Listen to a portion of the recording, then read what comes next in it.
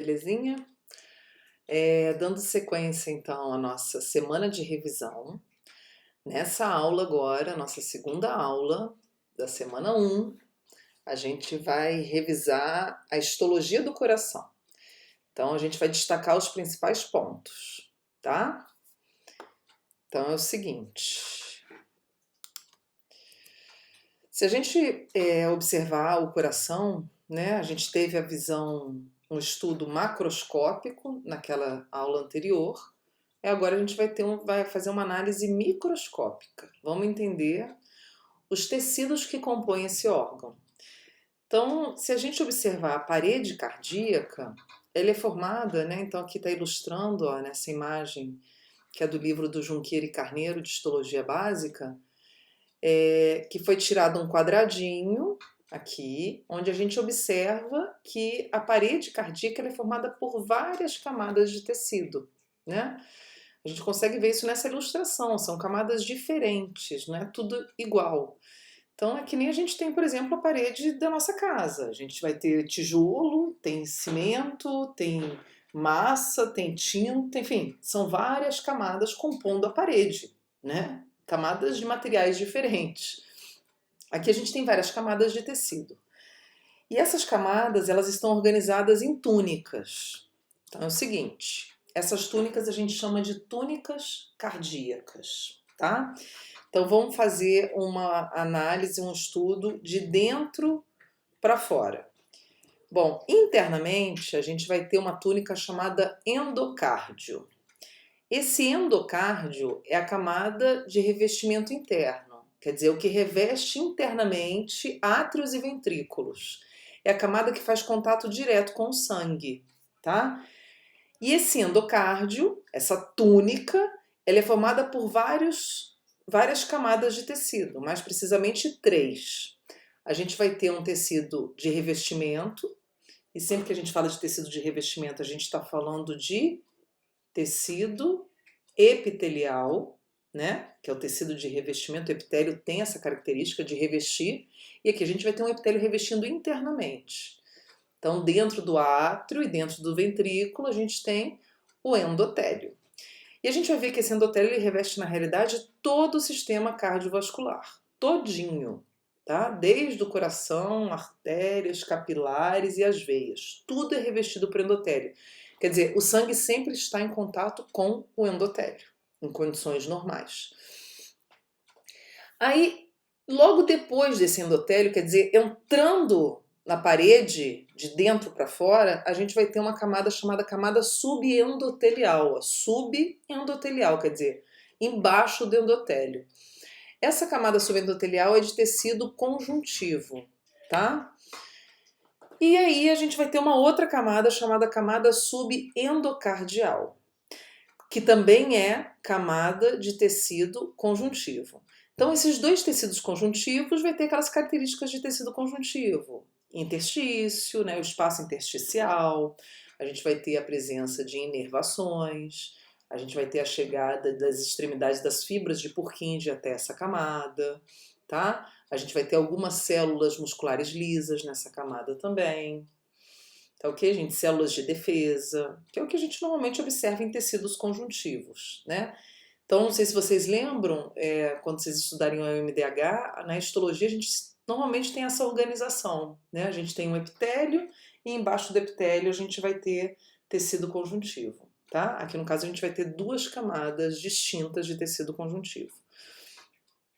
Aí depois a gente vai ter a camada intermediária, que é o miocárdio, que é a principal túnica da parede cardíaca, é o tecido responsável pela função do coração no nosso organismo, que é de bombear sangue. E o nome já diz, né, gente? Mio é músculo, então é o músculo cardíaco, tá? Então a gente vai ter a camada muscular aí logo depois do endocárdio, né? Então, internamente endocárdio, entrando um pouquinho o miocárdio. Esse músculo cardíaco ele é estriado, ele apresenta bandas alternadas claras e escuras. No nosso próximo vídeo a gente vai fazer uma revisão com um pouquinho mais de ênfase nessa túnica. E ela vai ser responsável pela motricidade, pelo movimento do coração, é o músculo, né? Então ele vai ser formado por estruturas chamadas sarcômeros, que são estruturas que estão dentro das células, no citoplasma dessas células, e que são responsáveis pela produção de movimento, tá? Pela contração e relaxamento. A gente vai falar mais dela. E aí esse músculo, ele é formado por dois tipos de célula, tá? A célula marca-passo e os cardiomiócitos. Os cardiomiócitos compõem a maior parte das células do miocárdio, são as células contráteis, que realizam contração. Eles é que têm sarcômeros. E as células marca-passo são responsáveis por produzir, né, por gerar e conduzir potencial elétrico ao longo desse músculo. Então a gente sabe, todo músculo ele precisa de potencial elétrico, quer dizer, potencial de ação para funcionar. O músculo esquelético, ele utiliza o potencial de ação proveniente de nervos, né? de nervos motores, que compõem o sistema nervoso periférico. Aqui o miocárdio, ele tem essas estruturas que produzem esse potencial de ação, que fazem parte dele. Então isso confere o que a gente chama de autonomia funcional ao músculo cardíaco. Quer dizer, por isso que a gente, quando tem um indivíduo que apresenta morte cerebral, normalmente o único tecido que se mantém ativo é o músculo cardíaco, porque ele tem essas células marca-passo que geram espontaneamente potencial de ação e mantém esse músculo em funcionamento, tá? Mantém esse músculo estimulado, independente do sistema nervoso, tá ok? Então, nos cardiomiócitos que a gente vai ter o sarcômero, essas células elas vão estar organizadas numa arquitetura chamada sincício, uma arquitetura tecidual, onde é difícil você individualizar célula a célula, existe uma integração muito grande entre essas células, a gente tem praticamente o que a gente chama de continuidade tecidual, o interior de uma célula ele praticamente emenda numa outra célula, e isso é muito interessante porque facilita muito a propagação de potencial elétrico, tá? Amplifica, né? Esse potencial ele vai trafegar mais rápido. Bom, depois do miocárdio a gente vai ter uma outra camada chamada epicárdio. O epicárdio, gente, ele é um espelho do endocárdio, quer dizer, ele vai ser muito semelhante ao endocárdio, só que vai estar no sentido contrário. A gente vai ter primeiro a camada de tecido conjuntivo e depois a camada de tecido epitelial, que aqui no caso a gente não chama de endotélio, tá? Lembrando que o endotélio é um epitélio pavimentoso simples. E no epicárdio a gente vai ter também um epitélio pavimentoso simples, só que não vai receber esse nome específico. Então a gente vai ter a chamada camada subepicardial e a camada epitelial, né? Eu normalmente, quando eu falo desse assunto para tentar facilitar o entendimento de vocês, eu sempre faço uma comparação meio esdrúxula, mas eu acho que essas comparações às vezes funcionam para a gente compreender. Então pensa a gente num sanduíche, que você tem pão, tem queijo, pensa num sanduíche assim, pão, queijo, hambúrguer, um outro queijo e um outro pão. Então a gente vai ter basicamente essas túnicas, fazem essa comparação. Ó. Pensa que o epitélio é o pão, tá? Aí o conjuntivo é o queijo.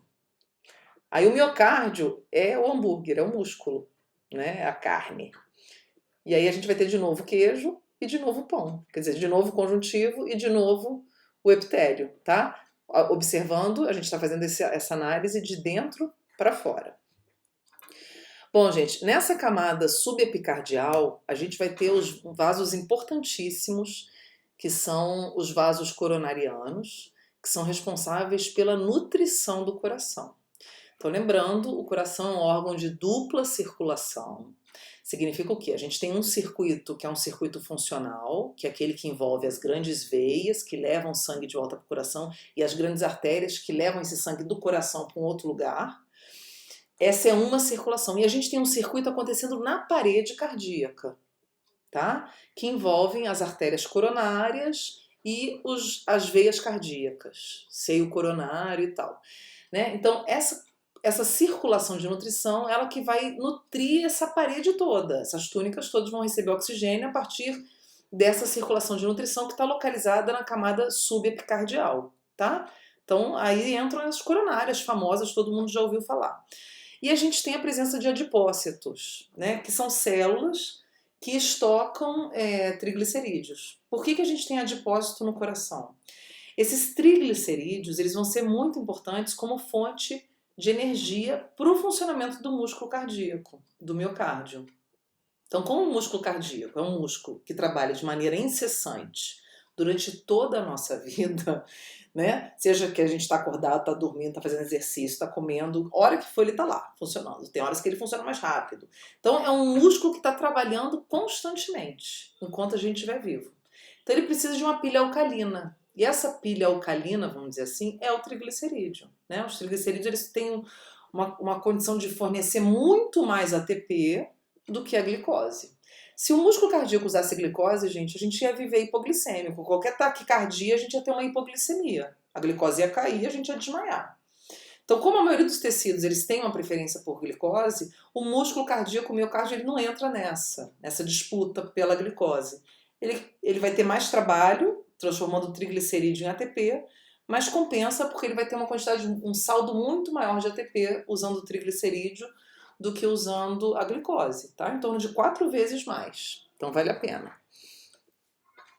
Bom, por último, a gente vai ter o revestimento externo, o externíssimo, o envoltório externo, a embalagenzinha que veda tudo, chamado pericárdio. E existem 2 pericárdios. O pericárdio seroso, como tá aqui, tá? E o pericárdio fibroso. O seroso é o que está mais próximo ao epicárdio, que é a túnica que a gente falou anteriormente. Então a gente vai ter o pericárdio seroso. O pericárdio de maneira geral, gente, o seroso ele vai ser formado por epitélio pavimentoso simples, tá? Sendo que vão ser 2 camadas desse tecido epitelial pavimentoso simples. Uma que vai estar colada na parede cardíaca, que é exatamente esse epitélio que compõe o epicárdio, que a gente chama de pericárdio visceral. Ó, visceral, ele está colado na víscera, ele faz parte da víscera. Então, o pericárdio seroso visceral é a camada de epitélio pavimentoso simples que compõe o epicárdio. Então, a gente tem uma camada de tecido comum ao epicárdio e ao pericárdio, é a mesma. Vamos dizer que é uma camada, como a gente diz na matemática, de interseção. É elemento de interseção entre o conjunto epicárdio e pericárdio.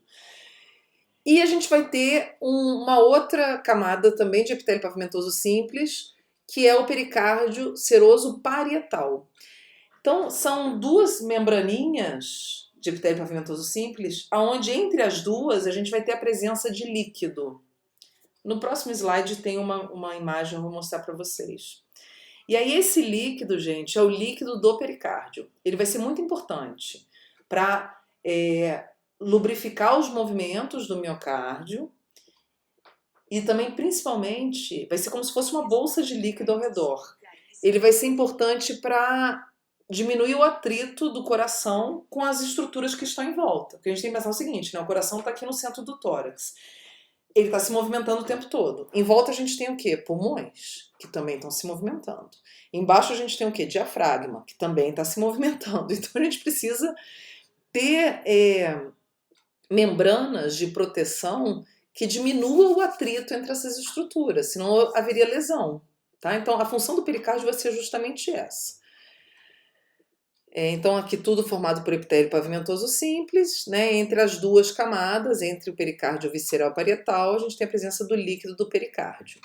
Quando normalmente existem, por exemplo, lesões de vasos da circulação de nutrição, rompimento da parede vascular, a gente vai ter o extravasamento de sangue. Esse sangue ele vai ficar muitas vezes alojado entre as membranas do pericárdio, tá? E que a gente chama essa situação de hemopericárdio, que é uma situação grave, produz um quadro que a gente chama de tamponamento cardíaco, que é o que? A gente vai ter essa bolsa ao redor cheia de sangue, isso vai produzir uma pressão muito grande em cima do coração e ele vai ter muita dificuldade, principalmente para se encher, na distensão durante a diástole. E isso pode produzir parada cardíaca, tá? O pericárdio fibroso, ele vai ser formado por tecido conjuntivo denso, rico em colágeno. Então é um escudo que a gente vai ter ao redor do coração, e esse pericárdio fibroso vai ser muito importante também para fixar o coração no diafragma, né? Já que ele vai estar batendo lá, ele não pode ficar se movimentando assim, ele tem que ficar fixo e funcionando num local fixo. E o pericárdio fibroso vai ser importante para isso. Bom, então aqui a gente vai ter, né, as camadas, como a gente estava falando, né? Então, ó, o endocárdio, camada interna, o miocárdio, paredão, então é a maior túnica que a gente tem compondo a parede cardíaca. É aqui esse aqui o epicárdio, né? E aí aqui no epicárdio que a gente tem, ó, tecido adiposo, amarelinho e os vasos sanguíneos, né, de nutrição. Aí a gente vai ter o pericárdio visceral, que faz parte do próprio epicárdio, o pericárdio parietal, então isso tudo é pericárdio seroso, entre os dois a gente tem líquido. E muitas vezes tem muitos autores que chamam isso de saco pericárdico, tá? Essas duas membranas com líquido no meio. E por último a gente vai ter o pericárdio fibroso. Tá ok, gente? E aí, muitas vezes, ó, essa figura ilustra, né, como se estivesse abrindo esse envoltóriozinho, ó, então aqui a gente tem líquido nesse espacinho, né? Então essa membrana muitas vezes é chamada, quando a gente junta as duas, de pericárdio fibroceroso. Tá ok? Bom, então é isso, gente. Essa parte de histologia a gente encerra por aqui. Lembrando que a gente está destacando os principais elementos que já foram vistos lá no início, né? Um beijo e até a próxima.